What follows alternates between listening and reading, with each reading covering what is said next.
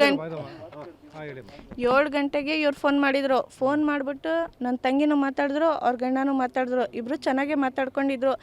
8 ಗಂಟೆಗೆ ಫೋನ್ ಮಾಡಿಬಿಟ್ಟು ನಮ್ಮ ಮಮ್ಮಿ ಹೇಳ್ದೆ, ಇವ್ರ ಗಂಡ ನೋಡು ಈ ಥರ ಬ್ಲೇಡಿಂದ ಹೊಡೆದಾಕ್ಬಿಟ್ಟಿದ್ದಾರೆ, ನಾವು ಅಂಗಡಿಗೆ ಹೋಗ್ಬಿಟ್ಟು ಏನು ತೊಗೊಂಬರಕ್ಕೆ ಹೋಗಿದೆ ಅಂದ್ಕೊಂಡು ಇವ್ರು ಫೋನ್ ಮಾಡಿದೆ. ಅದಕ್ಕೋಸ್ಕರ ನಾವು 2:15 ಗಂಟೆಗೆ ಇಲ್ಲಿ ಬಂದಿದ್ದು. ಅವರು ಇಬ್ಬರದಲ್ಲಿ ಏನು ಜಗಳ ಆಗಿದೆ ಅದು ನಮ್ಗೆ ಗೊತ್ತಿಲ್ಲ. ಇವರು ಏನು ಹೇಳ್ತಾ ಇದ್ದಾರೆ, ಏನು ಜಗಳನೂ ಆಗಿಲ್ಲ, ಏನೂ ಆಗಿಲ್ಲ, 3 ದಿವಸ ಮುಂಚೆ ಜಗಳ ಆಗಿತ್ತು. ಅದಕ್ಕೋಸ್ಕರ ನಾನು ಅಂಗಡಿಗೆ ಹೋಗಿ ಬರದ ತಕ್ಷಣ ಇವರು ಈ ಥರ ಮಾಡಿಬಿಟ್ಟಿರೋದು, 10 ನಿಮಿಷದಲ್ಲಿ ಈ ಥರ ಎಲ್ಲ ಆಗಿರೋದು ಅಂದರು. ಯಾರ್ಯಾರು ವಾಸ ಇದ್ರು ಅವರು? ಅವರು ಯಾರು ಇದ್ರಿಲ್ಲ, ನಮ್ಮ ಮಮ್ಮಿ ಮತ್ತು ಅವರು ಸಲ್ಮಾನ್, ನಮ್ಮ ತಂಗಿ, ಇವ್ರು 3 ಜನನೇ ಇದ್ದಿದ್ದು. ಸಲ್ಮಾನ್ ಮತ್ತು ನಮ್ಮ ತಂಗಿ ಇಬ್ಬರು ಮನೆಯಲ್ಲಿದ್ದರು. ನಮ್ಮ ಮಮ್ಮಿ ಅಂಗಡಿಗೆ ಹೋಗಿ ಬರೋ ತಷ್ಟರಲ್ಲಿ ಈ ಥರ ಆಗಿರೋದಂತೆ. ಕೆಲಸ ಮಾಡ್ತಾ ಇದ್ರು ಅವರು? ಒಟ್ಟಿಗೆ ಫಾಜಿಲ್ ಫ್ಯಾಕ್ಟ್ರಿದಲ್ಲಿ ಕೆಲಸ ಮಾಡ್ತಾ ಇದ್ದಿದ್ದು ಇಬ್ಬರು ಫಾಜಿಲ್ ಫ್ಯಾಕ್ಟ್ರಿಯಲ್ಲಿನೇ ಕೆಲಸ ಮಾಡ್ತಾ ಇದ್ದಿದ್ದು.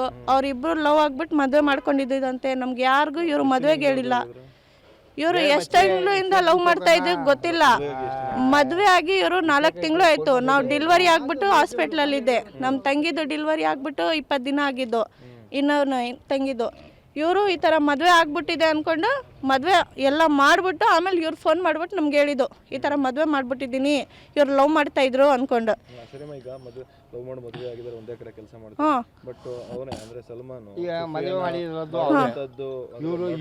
ಏನಿತ್ತು ಅಂದ್ರೆ ಚಾಕು ಚುಚ್ಚುವಂಥದ್ದು ಏನಿತ್ತು? ಚಾಕು ಚುಚ್ಚೋದು ಅದರಲ್ಲಿ ಏನು ಕತೆ ಅಂದ್ಕೊಂಡು ಅದು ಗೊತ್ತಿಲ್ಲ. ಇವ್ರು ಹೇಳ್ತಾ ಇದೆ ಏನಾದರೂ ಜಗಳ ಆಗಿದೆ ಅಂದ್ಕೊಂಡು ನಾನು ಕೇಳಿದೆ ಇವ್ರಿಗೆ.